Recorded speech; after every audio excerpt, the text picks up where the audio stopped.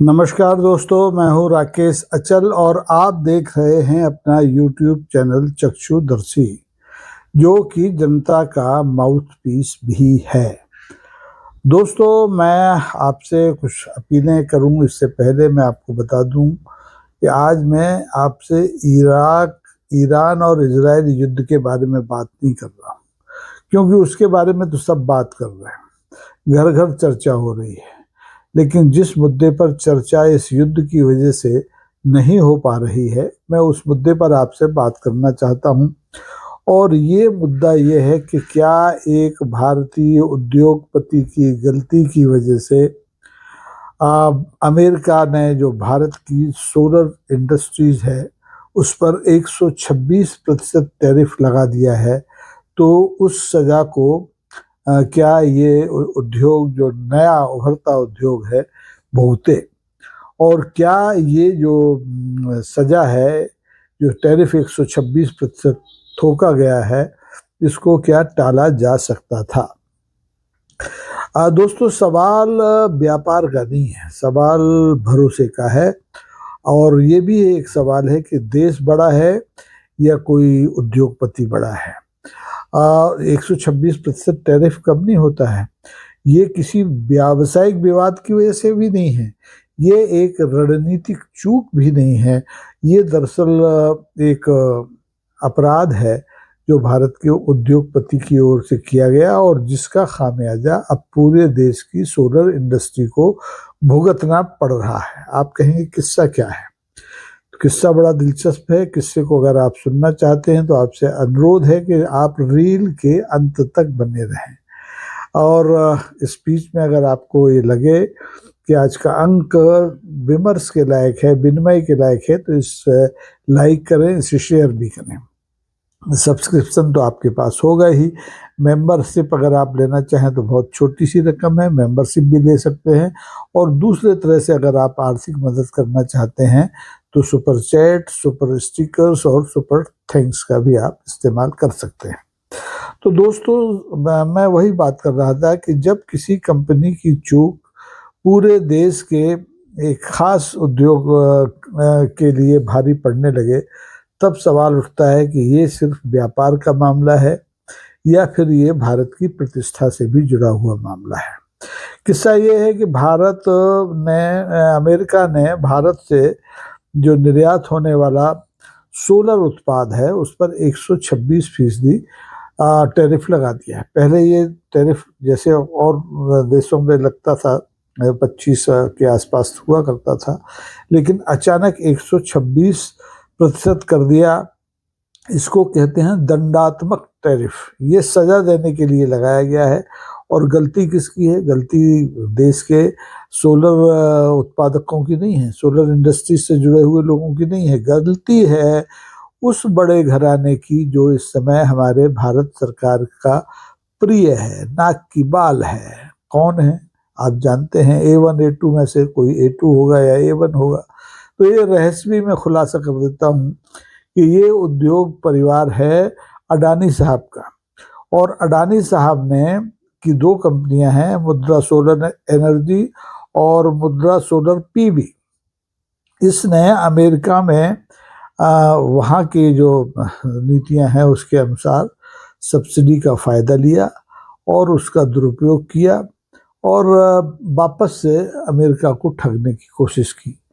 तो जब ये पोल खुली, जब ये शिकायतें हुई, वहाँ की अमेरिका के सोलर जो उत्पादक हैं उन्होंने शिकायत की अडानी कंपनीज की, तो अमेरिका की एंटी सब्सिडी एक एजेंसी है, उसने इस मामले की जांच शुरू की। और जांच में ये था कि ये दोनों कंपनियां जो अडानी की हैं ये सहयोग करेंगी, लेकिन इन्होंने ये सहयोग करने से मना कर दिया और ये अनिवार्य उत्तरदायित्व जो होता है उससे अलग हो गई। जब अडानी की दोनों कंपनियों ने ये सब हरकत की तो अमेरिका के वाणिज्य विभाग ने इसे असहयोग माना। जांच में आप असहयोग नहीं कर रहे हो, और ये माना कि ये एडवर्स फैक्ट का लेवल है। तो इस आधार पर के ये जो सजा दी जानी थी केवल इन दो कंपनियों को, उसकी बजाय पूरे हिंदुस्तान की सोलर उत्पादक कंपनियों पर 126% टैरिफ अमेरिका ने लाद दिया। अब आरोप मैंने आपको बता ही दिया, अडानी साहब जैसे आदतन करते हैं कि सरकारी जो सुविधाएं हैं, जो सब्सिडीज हैं, उनको भोगिए और फिर उनका दुरुपयोग कीजिए और आगे बढ़ जाइए। अब जैसे अपने यहाँ जो सेमीकंडक्टर की 3 यूनिट बननी है, उसके लिए भी किसी कंपनी को हजारों करोड़ का ठेका दिया जाना है, वो हजारों करोड़ की सब्सिडी दी जानी थी और उसका एक हिस्सा सरकारी पार्टी ने हिंदुस्तान में चंदे में ले लिया। तो ये जो मामला है ये बड़ा विचित्र मामला है। इसके पहले आपको मालूम है ही कि अडानी साहब की जो कंपनियां हैं वो अमेरिका में घूस देने के मामले में न्यायिक प्रक्रिया का सामना कर रही हैं। सम्मन पर सम्मन आ चुके हैं और अभी अडानी ग्रुप के जो जिम्मेदार लोग हैं उनकी गिरफ्तारी बकाया है। लेकिन ये गिरफ्तारी तो जब होगी तब होगी, लेकिन इस बीच में ये सोलर मामला बीच में आ गया और इसने पूरे देश की सोलर इंडस्ट्रीज को खतरे में डाल दिया है। अब मुश्किल ये है कि जब इस तरह की कंपनियां पकड़ी जाएंगी तो भारत की प्रतिष्ठा का क्या होगा, और भारत की इस प्रतिष्ठा को बचाने के लिए भारत की सरकार ने क्या किया। भारत की सरकार ने समय रहते कोई ऐसी दखलंदाजी क्यों नहीं की कि भारत की जो सोलर उत्पादक कंपनियां हैं, सोलर ऊर्जा के क्षेत्र में लगे जो उपकरण बनाती हैं, उनको इस टैरिफ से बचाया जा सकता है। लेकिन ये समझ में नहीं आ रहा है कि सरकार अडानी को बचाना चाहती है या भारत की प्रतिष्ठा को दांव पर लगाना चाहती है या भारत की सोलर इंडस्ट्रीज को बचाना चाहती है या उन्हें फंसाना चाहती है। भारत अभी आपको मालूम हो कि सोलर मैन्युफैक्चरिंग के क्षेत्र में नया नया खिलाड़ी है और नए खिलाड़ी के ऊपर अगर इस तरह से 126% टैरिफ लाद दिया जाए तो उसकी क्या हालत होगी। तो ये एक तरह से कूटनीतिक विफलता है और ये एक तरह से भारतीय जो हमारे उद्योगपति हैं, जो सरकार की नाक के बाल हैं, उनकी व्यापारिक रणनीति की चूक है, जिसका खामियाजा पूरे भारत की जो सोलर मैन्युफैक्चरिंग इंडस्ट्री है उसको भुगतना पड़ रहा है। अब इसमें सबसे बड़ी सवाल तो यही है दोस्तों कि भारत सरकार की क्या भूमिका है। अब भारत सरकार यदि चाहती तो अडानी को ये जो जांच चल रही थी इस मामले में कि उन्होंने सब्सिडी का दुरुपयोग किया, तो अगर चाहती तो उन्हें जांच में सहयोग करने के लिए दबाव डालती, क्योंकि इससे भारत की प्रतिष्ठा पर सीधी सीधी आंच आ रही थी। सरकार ने दबाव नहीं बनाया, इसे इस मामले को सुलझाने में या तो जानबूझकर देर की या इसकी अनदेखी की और इसका खामियाजा पूरा देश भुगत रहा है। आज इसकी चर्चा इसलिए नहीं हो पा रही है क्योंकि ईरान पर इजराइल ने और अमेरिका ने हमला कर दिया, तो लोग वो धुआं देख रहे हैं, लेकिन इस धुएं के पीछे देखिए कितना बड़ा एक हादसा हो गया कि पूरे देश को 126% टैरिफ एक खास उत्पाद पर, खास इंडस्ट्री के उत्पाद पर देने के लिए मजबूर होना पड़ सकता है। तो सवाल ये है कि ये जो मामला है क्या एक उद्योगपति को देश से बड़ा बनाता है या देश को एक उद्योगपति से छोटा बनाता है।